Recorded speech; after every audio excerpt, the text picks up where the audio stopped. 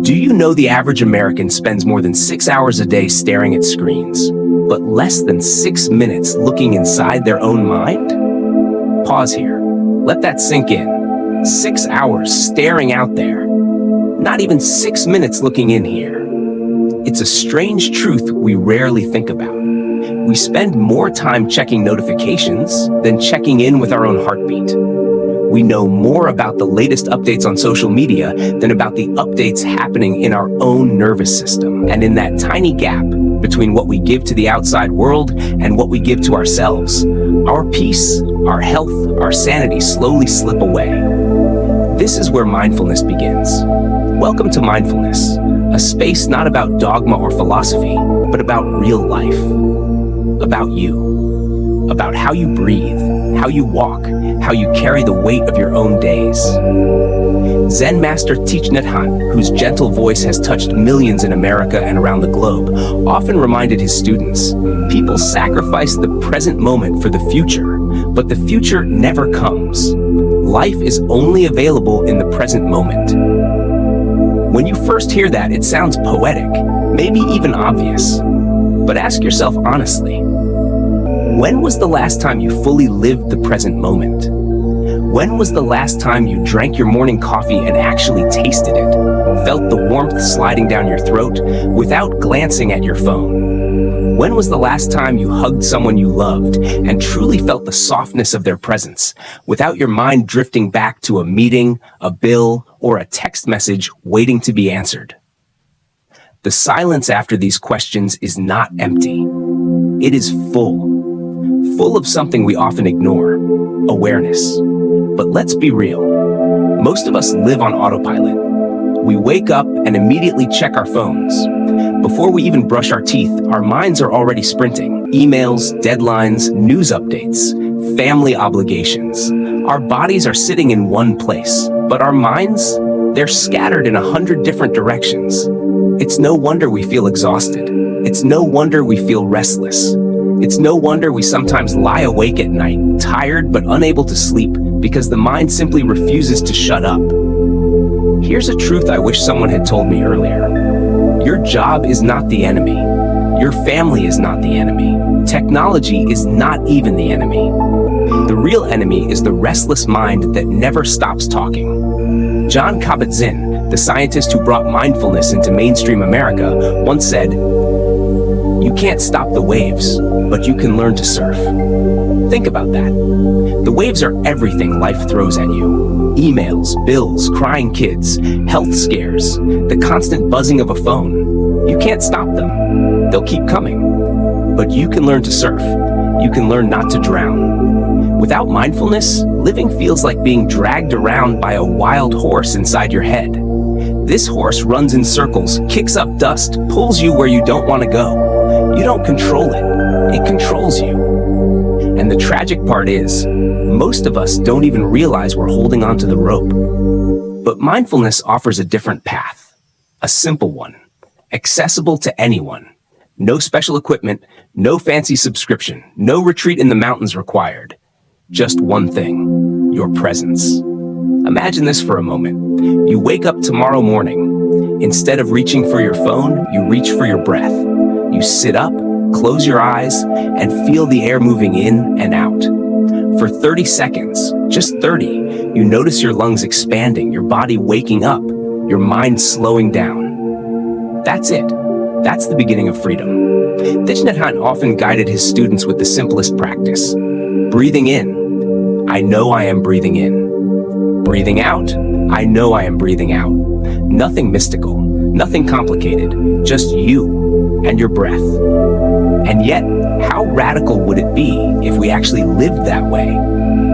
Because here's the quiet tragedy. We're losing ourselves to busyness. We're trading away our inner peace for productivity. We're sacrificing our health on the altar of achievement. We're giving everyone else our attention and leaving none for ourselves. The numbers prove it. Burnout is rising. Anxiety is at record levels. Depression is climbing.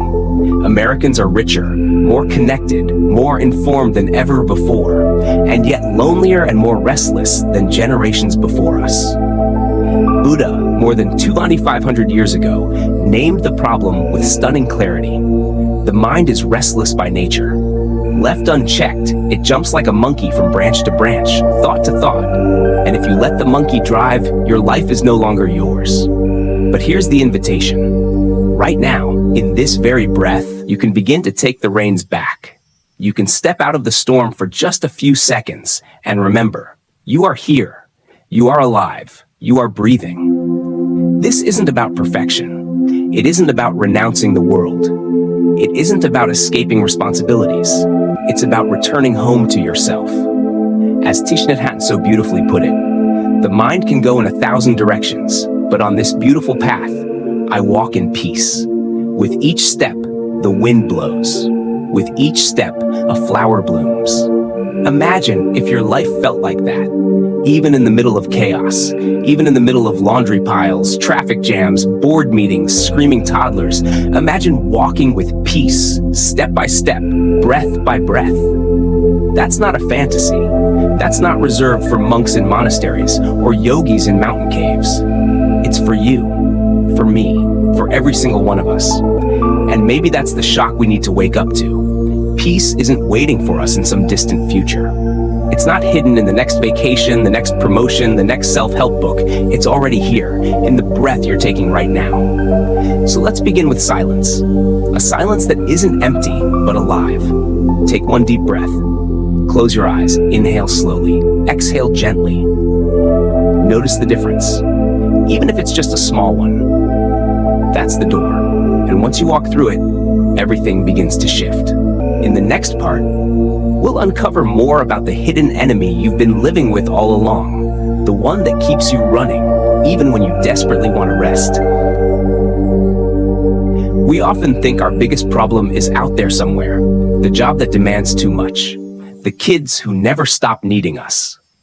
The endless bills. The emails that pile up like snowdrifts in January. But let me tell you something a little uncomfortable. None of those are the real enemy. The real enemy is closer. It's not the world outside. It's the restless voice inside your own mind. The voice that never shuts up. The voice that wakes you at 3 a.m. with what-if scenarios. The voice that whispers, "You're not enough. You should be doing more." That voice is the hidden enemy. Thich Nhat Hanh called it the radio in our head, constantly broadcasting fear, regret, judgment. John Kabat-Zinn described it as full catastrophe living, when your mind spins non-stop like a washing machine on the highest cycle. Tara Brach compares it to the trance of unworthiness, that nagging hum telling you you'll never catch up. It's like having a wild horse trapped inside your skull, dragging you around wherever it wants.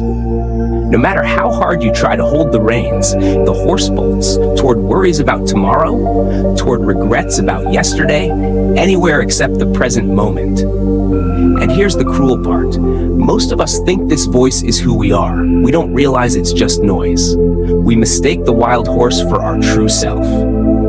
The mind as a roommate you can't evict. Imagine for a second that your mind is like a roommate, not a nice one. This roommate follows you everywhere. They never stop talking. They criticize everything you do. You're late. You look terrible. You'll never finish that. They don't like you. Why did you say that? You would never put up with a roommate like that in real life. You'd kick them out by the end of the week. And yet, when it comes to our mind, we listen as if every word is gospel. No wonder we're exhausted. Sharon Salzberg once said, "You are not your thoughts. You are the awareness behind them." That sentence hit me like thunder. Because until you realize that, you'll keep living as if your inner critic is the boss of your life. The cost of a restless mind. So what's the price we pay for letting this hidden enemy run the show?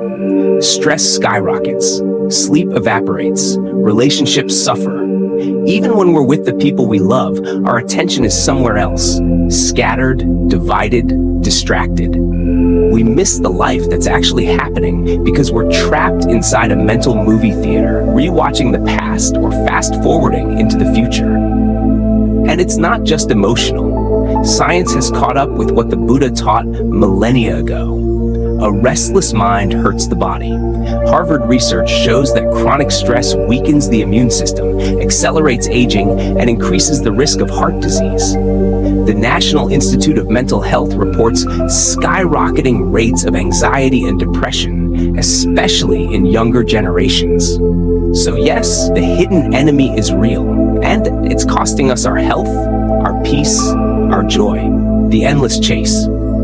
How often do you say to yourself, I'll be happy when I finish this project, when I get that promotion, when the kids grow up, when the house is clean, when my bank account hits that number? And then you get there. The project is done, the promotion comes, the kids grow, and yet happiness slips away again because the hidden enemy moves the goalpost. It whispers, not enough, keep running. This is why even in one of the wealthiest countries in the world, surrounded by more convenience and comfort than any generation before us, people are more anxious and restless than ever. The hidden enemy is never satisfied. The mirror moment. Let me pause and ask you a tough question. When was the last time you were truly still? Not Netflix still, not scrolling on your phone still, not lying in bed but thinking of your to-do list still. I mean, really still, silent, breathing, present. Most of us can't even remember. Thich Nhat Hanh would often hold up a bell in his monastery in Plum Village and ring it softly. Everyone would stop, monks, visitors, children. For a few seconds, there was silence, just breathing, just being. He called it a chance to come home. But out here in our everyday American lives, we rarely come home to ourselves. We live everywhere except where we are. The wake-up call. I'll never forget a conversation I had with a friend who works on Wall Street. He told me, man, I have everything I ever wanted. Money, status, even a penthouse view of Manhattan. But every night I fall asleep feeling like I'm drowning. That's the hidden enemy at work. You can have the perfect resume, the perfect body, the perfect family photo on Instagram. But if your mind never rests, you will never feel peace. Buddha said, nothing can harm you as much as your own unguarded thoughts. It's true. Your thoughts can be your prison or your path to freedom. Turning toward awareness. So here's the truth. You can't kill the hidden enemy. You can't shut the mind off like a light switch. You can't force the wild horse into silence. But you can learn to turn toward it with awareness, to see it for what it is, to stop identifying with every thought, every voice, every inner storm. This is where mindfulness comes in. Mindfulness doesn't mean emptying the mind or never thinking again. It means learning to ride the wild horse with gentleness. It means seeing the thought, naming it, and letting it go without letting it drag you across the desert. As Jon Kabat-Zinn says, you can't stop the waves, but you can learn to surf. And that's the hope. That's the door we're walking toward in this journey. A breath of relief. So, let's breathe together for just a moment. Right here, right now. Inhale, notice the breath filling your lungs. Exhale, notice the breath leaving your body. That breath, that single ordinary breath, is proof that the hidden enemy doesn't own you. You have a choice. You have a doorway. And once you see it, you can never unsee it. I remember the night vividly. It was 2 a.m. The world outside was silent, but my mind was screaming. I had finished another 14-hour workday, eaten dinner standing in the kitchen, and collapsed into bed with my phone still glowing on the nightstand. My body was exhausted, but my thoughts refused to rest. Emails replayed in my head, bills circled like vultures, conversations I should have had, or shouldn't have had, looped endlessly. I kept telling myself, tomorrow I'll slow down. Tomorrow I'll find balance. But tomorrow never came. Maybe you felt it too. The kind of exhaustion that doesn't go away with sleep. The kind of emptiness you can't explain, even to the people you love. Outwardly, everything looks fine. You're doing the right things, working hard, caring for your family, staying connected, chasing success. But inside, there's a hollow echo, a question you're too afraid to ask out loud. Is this really my life? This was my reality. And for a long time, I thought it was normal. I thought everyone lived this way, tired, distracted, restless, running on fumes. Until one moment changed everything. It wasn't dramatic. No lightning bolt, no burning bush, no overnight transformation. It was, in fact, incredibly ordinary. I was sitting in a crowded waiting room at my doctor's office. My blood pressure was higher than it should have been. My chest felt tight, like someone was pressing down on it. I thought, this is it. I'm in my 30s, and I'm already burning out. While I sat there trying not to panic, I noticed an older woman across from me. She wasn't scrolling her phone. She wasn't fidgeting. She was simply sitting, breathing, her hands folded gently in her lap. Her face radiated a calmness that felt almost foreign in that sterile, buzzing room. And then I remembered something I had read years ago from Thich Nhat Hanh. Smile, breathe, and go slowly. Just 5 words. Simple. Almost too simple. But in that moment, I tried. I closed my eyes. I took one slow, deliberate breath, and for the first time in weeks, maybe months, I felt a crack of space inside me. The storm quieted, if only slightly. It was a turning point. At first, I thought mindfulness was boring, even pointless. Sit and breathe? Seriously?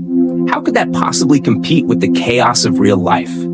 But the more I practiced, even for a few minutes, the more I realized this wasn't about escaping life.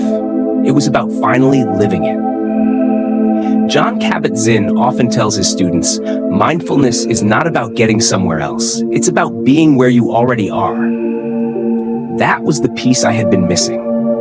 I was always chasing the next milestone, the next achievement, the next escape. I was living in a constant state of not yet enough. Mindfulness flipped that script. It whispered, you're already here. Can you let that be enough for this moment? The change didn't happen overnight. At first, I could barely sit still for 60 seconds without my mind running wild. I judged myself.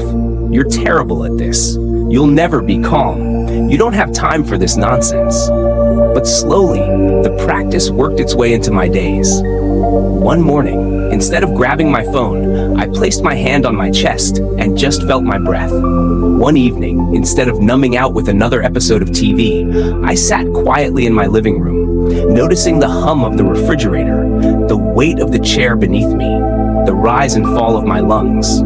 Small things, ordinary things, but each one was a seed. And like Thich Nhat Hanh said, the present moment is filled with joy and happiness.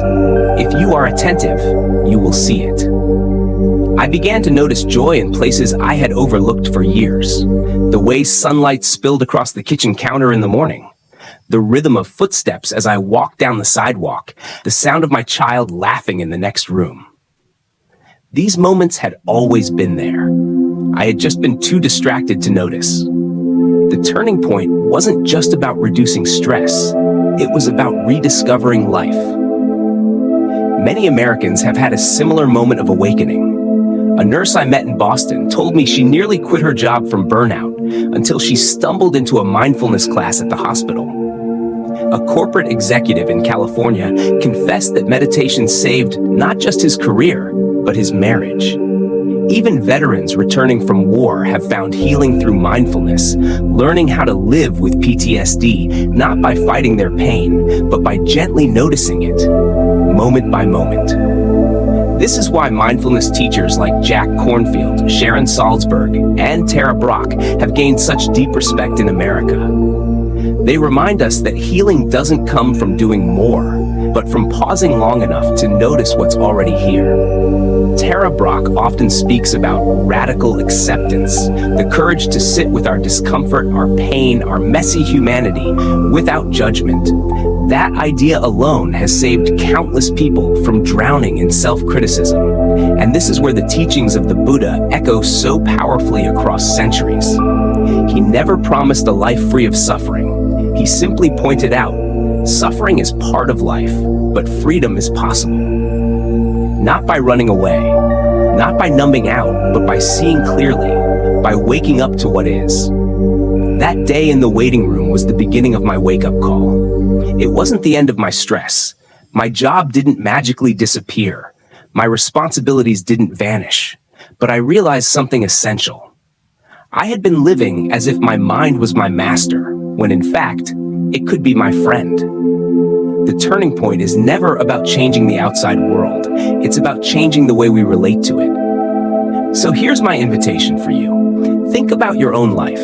Maybe you felt the heaviness too, the racing thoughts, the restless nights, the feeling that no matter how much you do, it's never enough. If so, you're not broken. You're human, and the turning point is already waiting for you, hidden in your next breath. The question is, will you take it? If someone told you that you already carry a secret weapon, one so powerful it can calm your stress, heal your pain, and even transform the way you live, would you believe them? Most of us wouldn't. We're trained to look for solutions outside ourselves. If we feel anxious, we reach for coffee or alcohol. If we feel tired, we scroll social media for distraction. If we feel empty, we buy something new, chase another goal, or book a vacation. We're constantly searching, but rarely stopping. But here's the radical truth. The most powerful tool you'll ever need is already within you. You don't need to buy it. You don't need to earn it. You don't need to wait for someone to give it to you. It's as close as your next breath. That secret weapon is mindfulness. When Thich Nhat Hanh introduced mindfulness to the West, he didn't describe it as a luxury or a hobby. He described it as a way of survival, a way of coming back home to yourself in a world determined to pull you away. He would often smile gently and say, "Breath is the bridge which connects life to consciousness, which unites your body to your thoughts." Think about that. Right now, your breath is always with you. It's steady, reliable, patient. Even when your mind races, your breath keeps flowing. Even when your heart aches, your breath stays. It never abandons you. This is why mindfulness is not just an idea. It is a secret weapon hidden in plain sight, waiting for you to pick it up. And the best part? It comes down to 3 simple keys, 3 truths so simple they fit in your pocket. 1, breath is the anchor. Imagine being lost at sea in the middle of a storm. Waves are crashing, the sky is dark, and you're terrified. What's the one thing you'd give anything for? An anchor, something steady, something that holds you in place while the storm rages on. That's exactly what your breath is. It's your anchor in the chaos of modern life.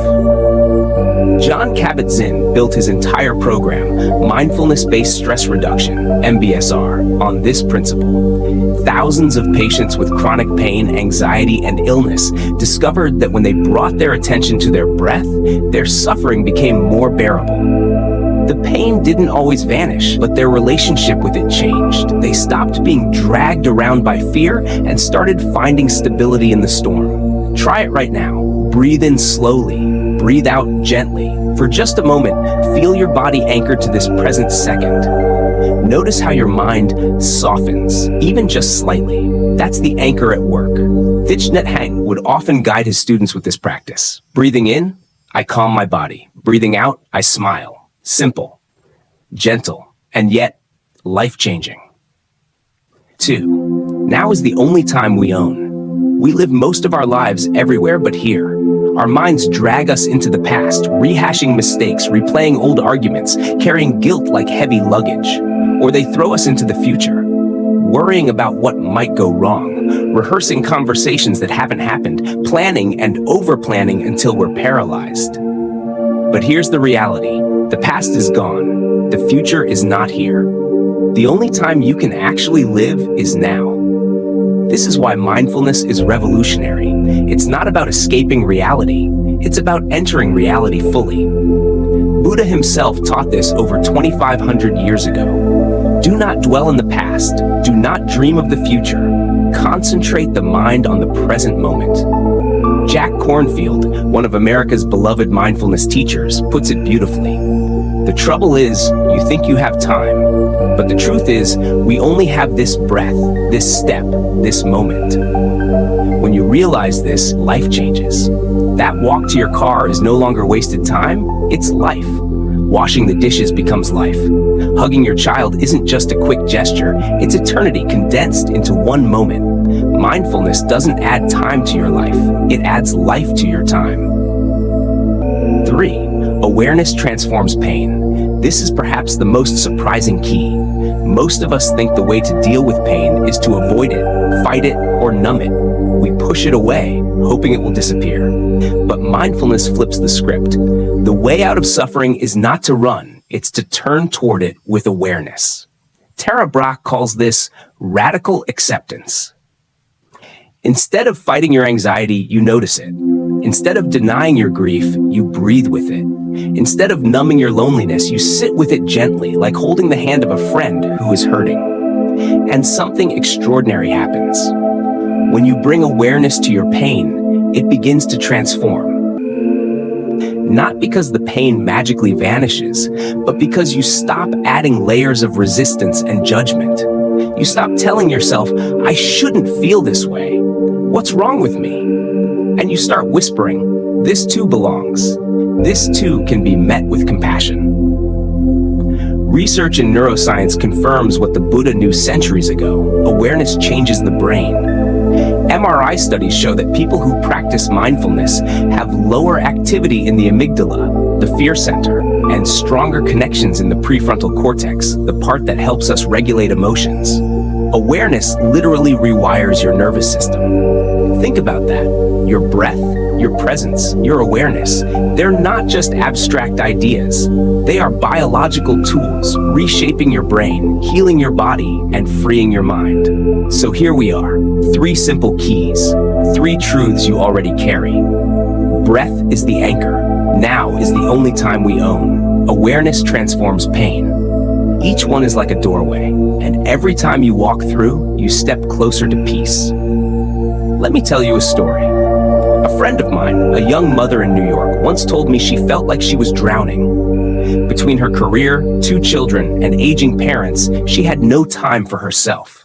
She was constantly tired, constantly behind.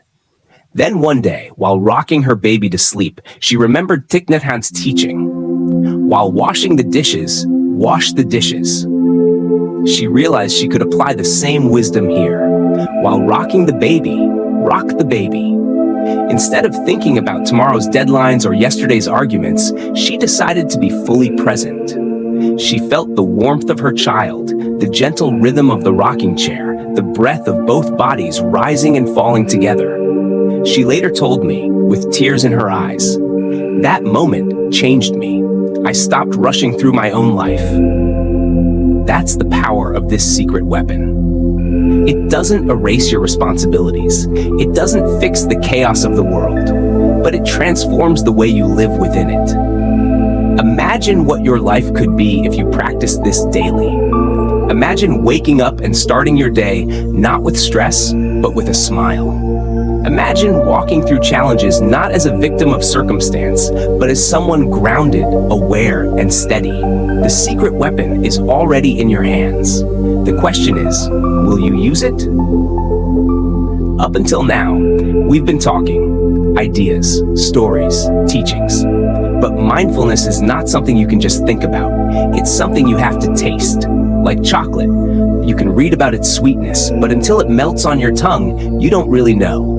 So let's stop talking for a moment. Let's practice. Right here, right now. Before you scroll further, pause. Put your phone down, or if you're reading on a screen, soften your gaze. Sit comfortably. Place your feet on the ground. Let your shoulders drop just a little. If you feel safe, close your eyes. If not, simply lower them gently. Now, breathe. Inhale slowly through your nose. Feel the air filling your lungs. Notice the coolness as it enters. Hold it for just a brief second. Exhale gently through your mouth.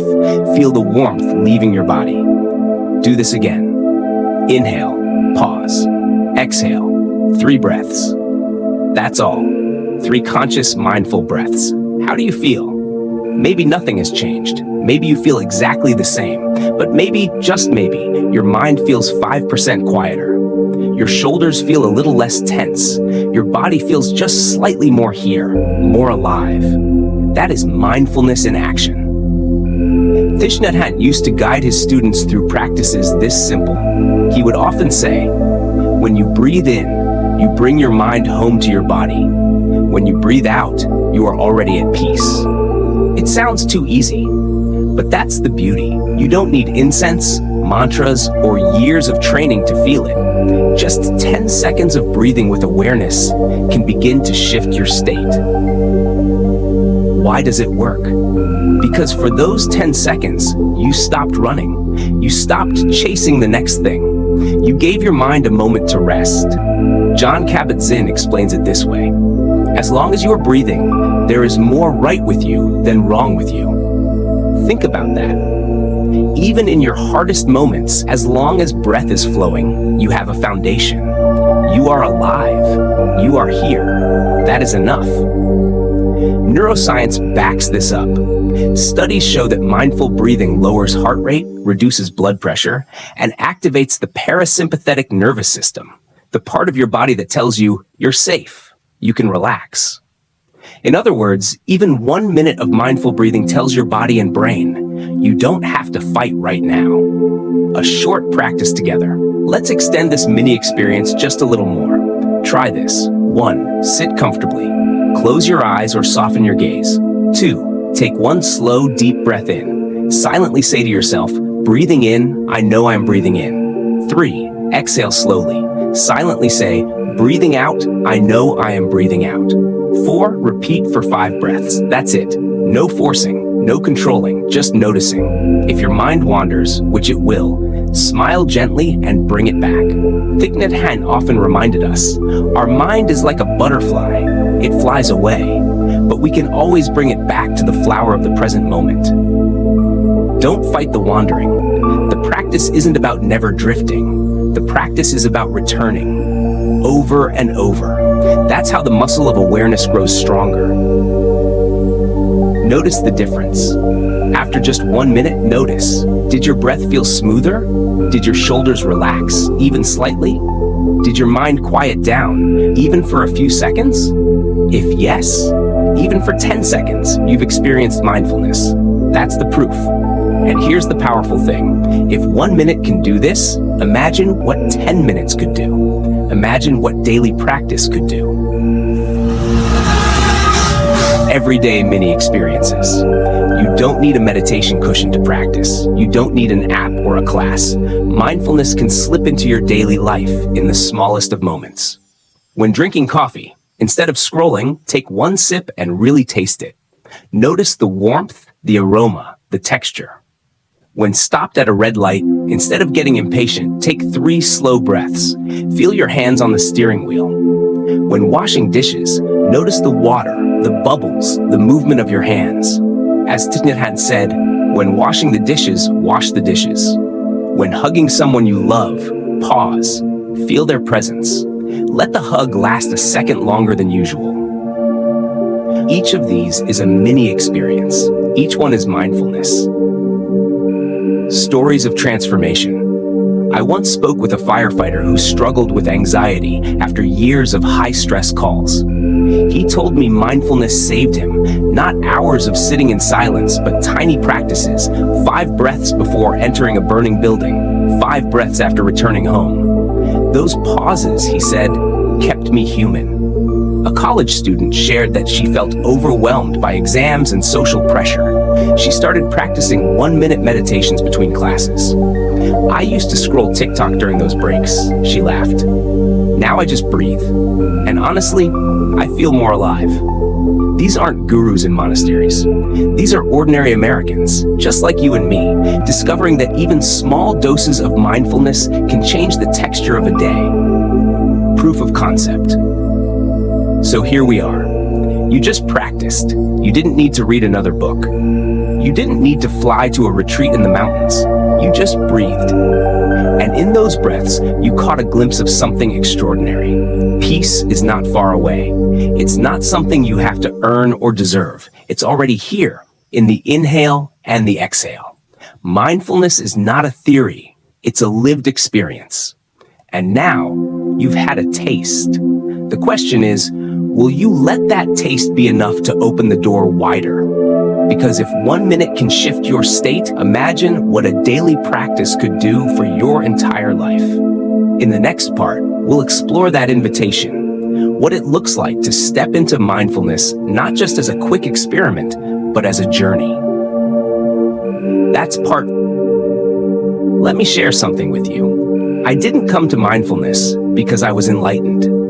I came because I was suffering. Stress was eating me alive. Sleepless nights, endless tasks, the constant weight of trying to keep up. It all felt like too much. I wore a smile on the outside, but inside, I was drowning. Maybe you know that feeling too. Maybe you've had nights where your body is exhausted, but your mind won't stop running. Maybe you felt the guilt of snapping at your kids because you were stretched too thin. Maybe you've stared at the ceiling wondering, is this it? Is this what my life is supposed to feel like? If that's you, I want you to know something. You are not alone. You are not broken. And you do not have to carry this weight forever. Mindfulness is not about escaping life. It's about finding a new way to live it. Thich Nhat Hanh called mindfulness the energy of being aware of what is happening in the present moment. He would smile and say, when you drink your tea, drink your tea. When you walk, walk. When you breathe, just breathe. It sounds so simple, and yet when we practice it, we discover something astonishing. Peace is not in the future. It's here, right now. Jon Kabat-Zinn echoes the same truth in American hospitals, where he teaches patients with pain and illness. Mindfulness is not about fixing you. It's about meeting yourself exactly as you are. Think about that. How many parts of your life would soften if you stopped demanding perfection and started meeting yourself with compassion? Tara Brach calls this radical acceptance. Jack Kornfield calls it loving awareness. Sharon Salzberg calls it real love.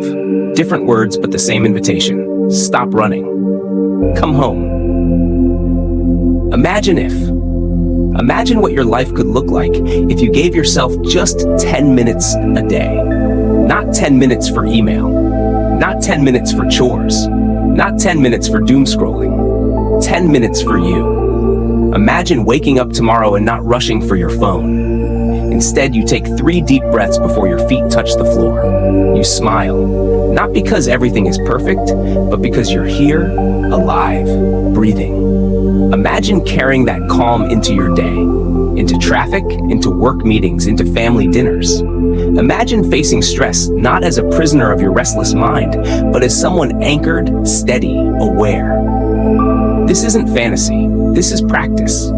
This is what thousands of people across America are discovering. Nurses, teachers, parents, veterans, students.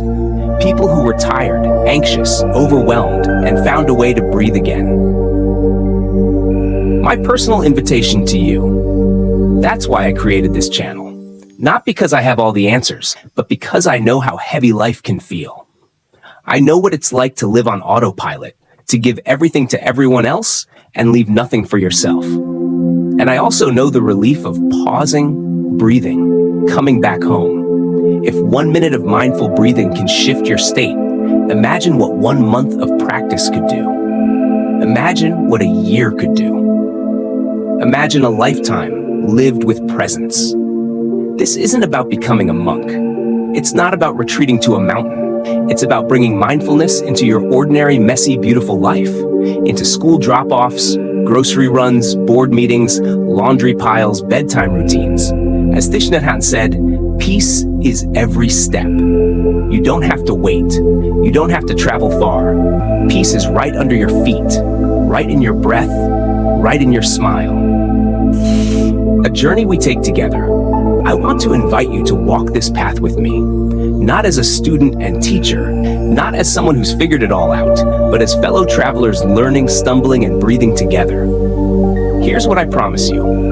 I will keep showing up with practices, stories, and guidance from the great teachers. Thich Nhat Hanh, Jon Kabat-Zinn, Tara Brach, Jack Kornfield, Sharon Salzberg, and the timeless wisdom of the Buddha. I will remind you again and again that you already carry everything you need. All you have to do is pause, breathe, begin. The small first step. So here's my invitation. Before you close this page, before you move on with your day, take 1 mindful breath, just 1. Inhale slowly, exhale gently. Notice it. That's it. You've already begun. And if you feel even a flicker of calm, even a small crack of light, let that be enough to keep going. Because if one mindful breath can shift something inside you, imagine what daily practice could do. The door is open. Will you walk through it? In the final part, we'll create a cinematic ending, a vision of what your life could look like when mindfulness becomes not just a practice, but a way of being. Close your eyes for a moment and imagine waking up tomorrow. The alarm rings. Usually, you would grab your phone instantly, scroll, check, compare, react, and before your feet even touch the floor, you're already tired, already stressed, already chasing. But not this time. This time, you pause. You notice the cool air against your skin, the gentle rhythm of your breathing. You place a hand over your heart, feel its steady beat, and whisper silently, "I am here. I am alive." That single breath becomes a doorway. You rise from your bed, not as a machine programmed for endless tasks, but as a human being taking your first step into a brand new day. The sunlight spills across your floor differently. The sound of the kettle boiling is no longer noise, it's music. The first sip of tea is not rushed, it's alive. This is the cinematic ending, not just to these words you are reading, but to the way you have been living on autopilot. Because mindfulness is not a technique. It's not even a practice you check off a list. It is a way of coming home to your breath, your body, your heart, your life. The movie scene of your life. If your life were a movie, mindfulness is the moment the camera slows down. The chaotic fast-forward montage cuts into silence. Suddenly we see details we usually miss. The way your child's eyes light up when they laugh, the way your partner sighs softly when they fall asleep, the way the wind moves through the trees outside your window. This is what the great teachers have always pointed to. Thich Nhat Hanh said, "The miracle is not walking on water. The miracle is walking on the earth." When we are truly present, the ordinary becomes miraculous. Jack Kornfield often reminds his students, after the ecstasy, the laundry. Meaning, enlightenment is not something far away. It is in the folding of clothes, the washing of dishes, the living of daily life with awareness.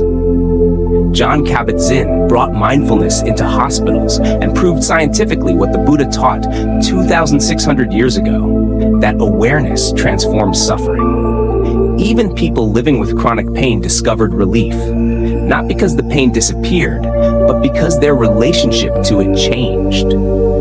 Tara Brach calls this transformation radical acceptance. The moment we stop fighting life and instead embrace it with open arms. And Sharon Salzberg speaks of real love, the kind that begins with ourselves, the kind that grows when we finally stop abandoning our own hearts. These voices all echo the same truth. Peace is not in the future. Peace is now. The long silence. Take one deep breath with me right now. Inhale slowly. Hold it for a moment. Now exhale gently, completely. Notice the silence after the exhale. That space, that stillness. Most of us rush past that silence, terrified of emptiness. But in mindfulness, that silence is alive. It is not empty, it is full. Full of possibility, full of peace, full of the chance to begin again. Thich Nhat Hanh taught that each breath is an opportunity to be reborn. Imagine the weight of that. Every single inhale and exhale is a chance to start fresh. A chance to put down yesterday's regrets. A chance to stop rehearsing tomorrow's worries. A chance to arrive right here. Imagine your future self. Picture yourself 6 months from now. You're still you. Still with responsibilities. Still with bills to pay. Still with challenges to face. But something is different. You don't rush the way you used to. You don't collapse under pressure the way you used to. You don't abandon yourself the way you used to. Instead, you breathe. You notice. You soften. When anger rises, you see it. You hold it gently, the way a mother holds a crying baby. You don't push it away, and you don't let it control you. You simply breathe with it until it passes. When joy arises, you don't miss it this time. You taste it. You let it soak into your body. You let gratitude expand your chest. When grief comes, you bow to it. You honor it as part of your human journey. You let it teach you compassion. This is not a fantasy. This is the fruit of practice. This is the life mindfulness offers you, one breath at a time, a ripple in the world. And here's the part that's even bigger than you. When you practice mindfulness, you don't just change yourself, you change the world around you. When you walk into a room, calmer, steadier, kinder, people feel it. Your children feel it, your coworkers feel it, even strangers at the grocery store feel it. Peace is contagious. Presence is magnetic. Love is expansive. This is why Thich Nhat Hanh said, peace in oneself, peace in the world. If you want to make the world better, start by making one conscious breath.